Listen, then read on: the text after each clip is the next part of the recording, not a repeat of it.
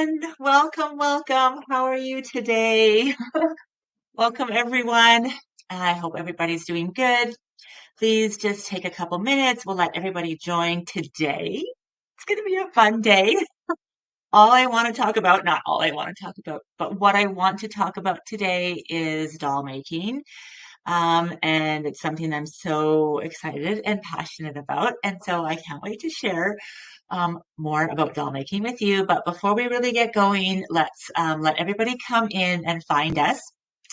So maybe you could just tell me today if you've ever made a doll. That's the question I'd like to know. So tell me if you've ever made a doll. It could be a machine embroidery doll, or it could be a sewn doll. It could be just, yeah, just like no pattern doll, or it could be following a pattern. I would just be curious to know if you've ever made a doll before. I'll talk about doll making in a second, but first I should introduce myself in case you're just landing on this live. Welcome, everyone. My name is Jennifer Long. My company is called Sew a Story. So, Sew a Story, story-filled projects for families and nostalgia sewing and creativity. So, welcome everyone. I am an early years educator turned Riley Blake Designs fabric designer. So, you can find my fabric in so many amazing, wonderful shops. You can find the patterns, quilt patterns, and sewing craft patterns in our shops. And again, kitted by so many wonderful shops online, in digital, and also in physical patterns. And of course, what today is about is machine embroidery dolls. So let's talk about how I got started in doll making. So before I I've always sewn. My grandmother like had a sewing and knitting business. She was an amazing seamstress. She could really just take measurements of someone. I watched her how people come into her sewing studio. She would just take measurements of them. They would say what kind of ball gown or dress or wedding dress they would like, and she would literally design it as she was sewing it and creating. She was just remarkable. And she did that for us for our dolls too. She'd be like, just imagine whatever you could have, I'll sew it for you. And she'd like whip it up while we were sleeping over. And the next day we would have this amazing dress for our dolls. So definitely she was pivotal to me. And I danced in a professional ballet school and I just was so transformed, excuse me, so transformed by costumes and when you put a costume on, how that made you feel. And so I got really excited and I took some university courses on costume design. And so it's not surprising that I love to tell stories through fabric, and doll making to me like brings all of that together. So you get to have like the fabric of stories, you get to have the storytelling of characters, and you get to have like the costume experience of the clothes that they're in. And why I decided to really like hone in on machine embroidery doll making is about like 20 years ago. Well, maybe even longer because my oldest is 20, so longer, I guess. So longer than 20 years ago, I started studying digitizing because I was creating dolls. But what I found that like I was having a hard, it was slow to do it by hand. And I also found it really hard to get like the personality that I wanted in the eyes, and the bodies. And I just had so many ideas so I started like drawing the kinds of like things that I wanted the dolls to look like. And then I started learning how to digitize. And so first of all, I just started learning to digitize so I could do their faces. But I was like, well, why couldn't you just, and don't forget, this is like, over 2 decades ago, before really in the hoop sewing was a thing. I was like, well, why can't you um, also use this machine to, like, I could digitize the arm so I could put beautiful embroidery on the arm and then it could finish sewing the arm for me. It would be perfect every single time and we would get the shape we wanted all the time. And so experimented with lots of things. Some did not turn out well and experimented a lot with the shape of the doll. And eventually after lots of creativity and trial and error, I was able to figure out a way to create a doll completely. I feel like I need like a mic drop completely in the machine embroidery hoop. Yes. So you'll have to do all the turning and stuffing, obviously, out of the hoop. We can't do that in the hoop. But every single stitching that's happening, except for the final little closure, is done in the hoop through Sew a Story. We were able to copyright this technique, and we're able to license it as well. And so it's so exciting. And I do have a membership if you know anything about Sew a Story. Maybe you're even in the membership. It's called the Modern Ragdoll Membership. So ragdolls have been around for like centuries, and they're just nostalgic. And I mean, ask anyone, I'm sure that they've had a ragdoll at some point in their life. And the reason why I call them modern ragdolls is because they're done in the hoop. And so that is, pulling a little bit of modern into a very traditional and nostalgic way. And what machine embroidery allows us to do is some things that we can't maybe do so much the same sewing. Some of them you can, but some of the techniques you can't, and it's just super amazing because it can give you different textures and sheen of embroidery stitching. You can get like dimension happening, you can get embossed stitching. So there's like lots of fun things to play with as well as like playing with the different fabrics. So I'm going to do a little show and tell. So hang around. If you have any questions, pop them in and I'll try and answer them. But I just got a couple samples here of dolls that I wanted to just show you and maybe talk you through some of them. So just before I get started, I did want to just talk to you a little bit just about my history. So I did design, or I did learn to digitize. I learned this technique, or I developed this technique on how to stitch in the hoop. And for a long time when my kids were little, I did a lot of custom dolls. So I would do like look-alike dolls, and I would do a lot of custom sewing. I no longer do that, so please don't message me about that. But that's how it kind of got started.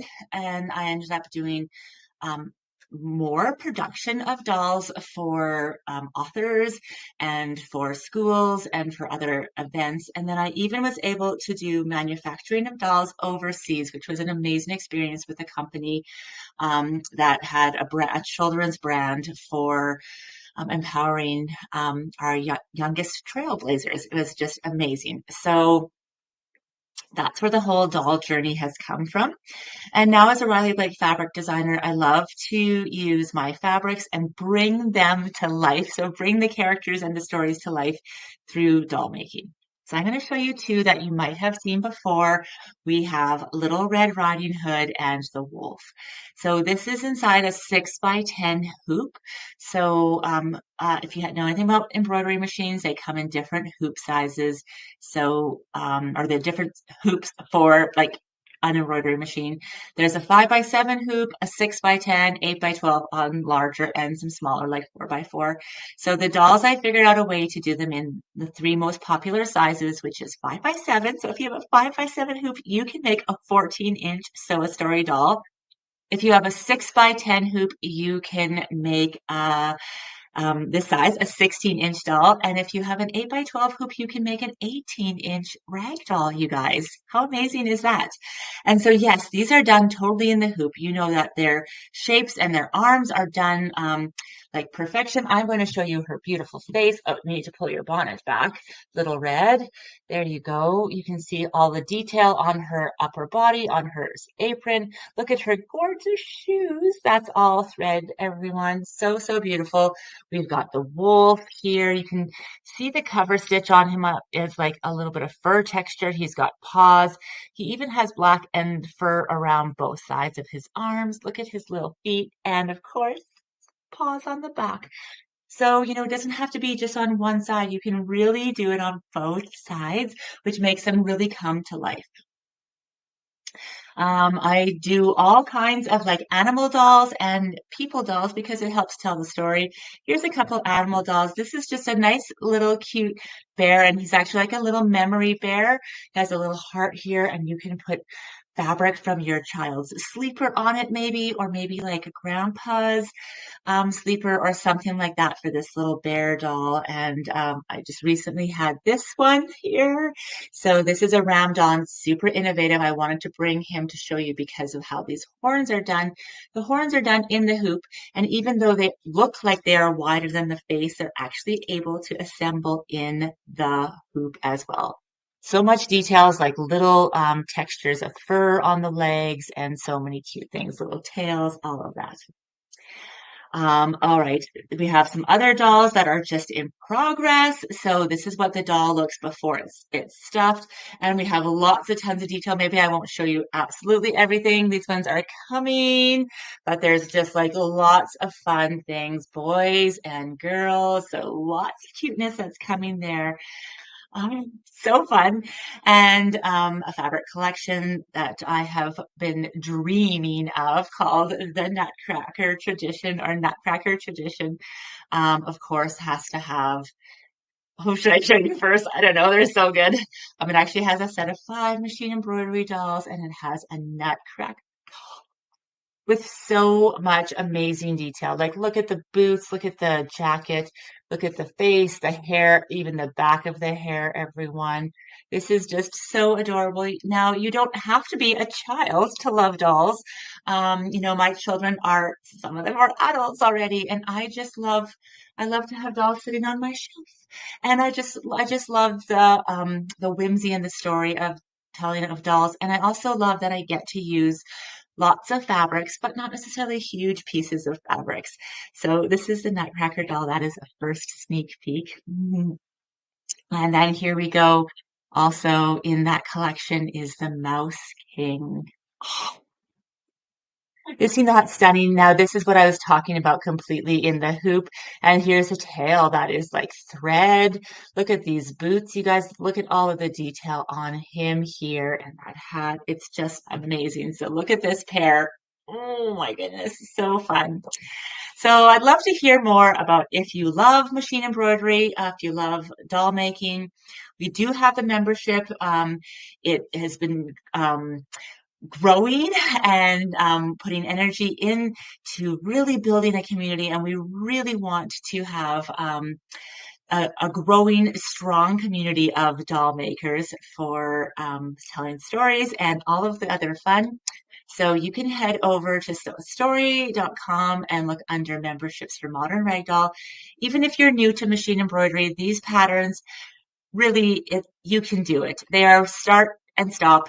And if you can do applique, you can do these. Like basically, you just put the fabric down, trim it away, and the machine does the rest. Change your thread colors. It's so fun. I'll also have videos in there to walk you through it all. And we have some great plans to make this membership even more special. I cannot wait to share them with you. And if you are watching this video and the doors happen to be closed, make sure you put your name on the list because we want to have you in there. And we also want to have you in there for a whole story set of dolls. So, so exciting. Yeah, I know. It's just so fun. I just love it too. It's fun. And, I don't know if we're ever going to run out of stories. Somebody asked me that before, and they're like, how can you keep thinking about more stories for dolls? And to me, it's just like um, there's just endless stories and endless moments that we want to share. And so doll making to me is just an extension of being able to share parts of our life with each other and being able to act out those either through play or through display. So I always really like to say that you can make these for your children, or you can make them with your children because they can press start on the embroidery machine. Just you have to supervise, and you can actually make them for yourself as well or for others. You can bring a doll like this to sit on Grandpa's shelf in his office, and wouldn't that make him just smile? I mean, who could not smile? So, so exciting. So happy to have you here. And I can't wait to see what you create. So thank you so much for being here, and I will see you very soon. Okay, bye for now.